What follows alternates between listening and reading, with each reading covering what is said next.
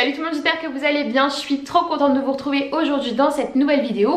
Vous l'avez vu, aujourd'hui on continue sur les tendances de rentrée. On s'attaque à la catégorie des sacs. Ce que j'ai décidé de faire avec cette vidéo là, c'est de vous montrer les grosses tendances et à l'intérieur de ces tendances là, vous présenter et des sacs pour les cours et des sacs pour tous les jours, parce que je pense qu'il y a des besoins pour les deux dans ceux et celles qui nous regardent. Donc on va essayer de contenter tout le monde. On va pas perdre trop de temps avec l'introduction parce que la vidéo risque d'être longue. On va commencer maintenant avec les tendances de sacs et de manière générale sur les tendances accessoires. On va très vite voir que ces tendances là découlent un petit peu de celles du prêt-à-porter. Donc en premier, on a la tendance du pastel. Le pastel, c'est quelque chose qu'on a vu débarquer en masse de partout dans toutes les boutiques sur tout type de vêtements. C'est quelque chose également qu'on va voir sur nos sacs de rentrée. En ce qui concerne les sacs à dos, ce que j'ai le plus revu, c'est des coloris type rose pastel, menthe ou lilas le fameux. C'est des couleurs qui sont fraîches, qui sont joyeuses, qui rajoutent un gros plus à une tenue et qui du coup peuvent vous aider au quotidien à peaufiner des petits looks et à donner un petit peu de piquant à n'importe quelle tenue de par la couleur. Par contre, ça peut aussi être une couleur dont on se lasse vite, ça peut être une couleur qui va pas avec toutes les tenues évidemment, donc ça peut être un petit peu plus compliqué à miser pour un sac à dos de tous les jours. Ce qu'on peut faire et qui est également à tendance, c'est de miser sur un sac qui est tie and dye. L'avantage avec le tie and dye, c'est que de 1, on va déjà avoir de la couleur et de 2, on va également avoir du blanc qui va se mélanger avec cette couleur là. Donc ça va atténuer un petit peu le côté trop coloré et peut-être le rendre un petit peu plus facile à porter. Donc ça peut être une idée comme ça. Pour les sacs de tous les jours, j'ai retrouvé énormément de petits sacs vraiment trop mignons dans des coloris pastels. On en retrouve encore une fois dans des verts pâles, dans des jaunes pâles, dans des lilas. On a plein de choses sur tous les sites pour des prix franchement super variés. Des petites pépites qui viennent agrémenter les looks au quotidien. J'adore. Donc je vais vous mettre des choses que j'ai repérées ici et il y a vraiment des bijoux. En deuxième, ce que j'ai également repéré, c'est qu'il y avait beaucoup de transparence sur les sacs de la rentrée. On va avoir de la transparence de plusieurs façons différentes. On va avoir et de la transparence avec des matières un petit peu plastiques, un petit peu vinyle. J'ai retrouvé des sacs à dos complètement transparents avec des petits effets un petit peu holographiques. J'ai retrouvé des cabas en vinyle transparent. J'ai aussi retrouvé de la transparence via de la résille, des matières en fait qui laissent un petit peu de jour, qui du coup sont plus subjectives que vraiment transparentes. Mais voilà, on voit quand même ce qu'il y a à l'intérieur. C'est une tendance à prendre ou à laisser, c'est quelque chose qui change un petit peu. Ce qui peut être sympa, c'est qu'on a et de l'originalité de par la matière qui change. Un vinyle comme ça transparent ou holographique, on n'en retrouve pas énormément sur les sacs à main. Et en fait, d'un autre côté, c'est quelque chose qui est assez neutre parce que vu qu'il n'y a pas de couleur à proprement parler, bah en fait ça peut se matcher avec n'importe quelle tenue. Donc c'est quelque chose dont on va pas se lasser facilement. Ça peut être une option pour avoir un sac original sans avoir un sac qui est difficile à assortir au quotidien. Bon, à voir. En troisième, c'est une tendance de laquelle je suis complètement fan et c'est une tendance qui découle également du prêt-à-porter. C'est la tendance de la toile de Jouy. On va en retrouver de plus en plus. On en retrouve déjà là pas mal pour cet été, donc ça va être plus présent encore pour la rentrée et j'adore. Ça a un aura extrêmement cool, un petit peu vintage, luxe, très original, mais qui de par la couleur passe quand même partout. Ce qui va être bien avec la tendance toile de Jouy, étant donné que c'est assez ancien, on va en retrouver énormément en vide dressing, en friperie.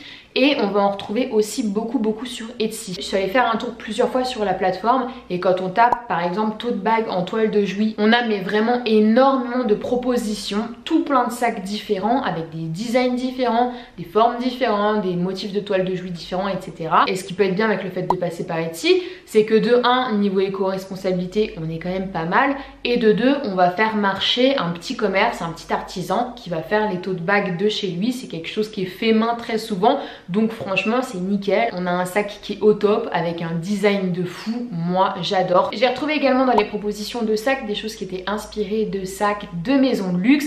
On a Bottega Veneta qui a explosé là pour le printemps-été 2020 avec ses chaussures et ses sacs à main. Donc du coup ça a influencé beaucoup de petites marques à des prix plus abordables. Donc on a retrouvé des sacs avec des anses à grosses chaînes. La chaîne Magnon de manière générale c'est quelque chose qu'on va retrouver vraiment de partout, que ce soit sur les vêtements, sur les chaussures, sur les sacs à main. Donc là j'ai commencé à retrouver pas mal de petites choses. J'ai pas encore retrouvé des choses pour des sacs de cours. Si jamais vous en repérez, n'hésitez pas à les mettre en commentaire parce que ça peut peut-être intéresser pas mal d'entre vous. Si jamais j'en trouve, j'en remettrai en commentaire épinglé. Donc peut-être revenir checker ou alors j'en mettrai en story sur Instagram. gamme, mais c'est vraiment quelque chose qui apporte du luxe à une pièce super facilement. Ça peut être intéressant de miser sur ce type de pièce là avec ces détails là. J'ai plutôt trouvé des choses pour des sacs à main, je vais vous les afficher ici, mais à voir par la suite pour les sacs de cours. Et deuxième inspiration que j'ai retrouvée de Bottega Veneta, c'est les esprits un petit peu de cuir tressé, de cuir natté. On avait retrouvé ces éléments sur leurs chaussures, on avait retrouvé ces éléments sur leurs sacs. Donc c'est quelque chose que j'ai pas mal revu, et cette fois-ci j'en ai revu dans des sacs qui pourraient être des sacs de cours, sur des énormes tote bags de Topshop dans des coloris qui sont neutres. Donc ça peut être pas mal à appréhender pour le quotidien, pour les cours, voilà, sur toute une année. Je trouve encore une fois que c'est un détail qui fait plutôt chic. En plus dans des coloris neutres, c'est quelque chose dont on peut ne pas se lasser, mais qui a suffisamment d'originalité pour faire la différence. Donc je dis pourquoi pas, à voir si ça vous intéresse, mais moi je trouve ça plutôt pas mal. Après, comme chaque année au niveau des sacs, on va retrouver vraiment tout plein de choses assez minimales, assez classiques, surtout en ce qui concerne les sacs de cours, que ce soit sac à dos ou que ce soit sac un petit peu cabas. Miser sur du minimal dans des teintes neutres, en général c'est vraiment se sécuriser et se dire qu'on a un sac dont on va pas se lasser, qu'on va pouvoir tenir sur toute une année et qu'on va pouvoir marier avec toutes ces tenues au quotidien. Pour ça vous allez avoir tout ce qui est tote bag en cuir lisse, dans des coloris simples comme le noir ou comme le camel ou comme le beige éventuellement. On va avoir des choses un peu plus originales avec un effet croco. Dans un autre style un petit peu plus bohème, on va avoir tout ce qui est en esprit daim dans des coloris chauds comme le terracotta, comme le camel, toutes les déclinaisons de marron. Donc ça va encore dépendre de votre style. Encore une fois, je vais vous proposer des choses que j'ai repérées un petit peu partout si ça vous intéresse.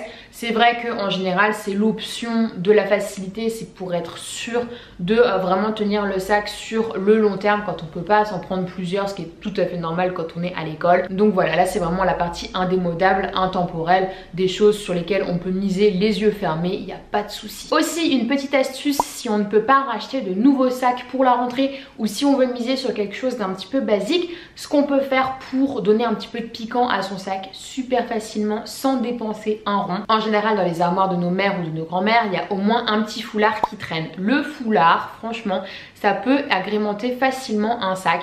Soit on le noue tout facilement autour d'une anse et tout de suite on rajoute un petit plus à son sac de cours, soit on va venir recouvrir complètement la anse avec le foulard et là encore une fois on donne facilement un aspect luxe à son sac et on lui redonne une seconde vie pour rien du tout. Donc ça peut être une option également à voir. On peut le faire aussi en cours d'année, s'amuser un petit peu avec différents foulards pour mettre différentes couleurs dans son sac.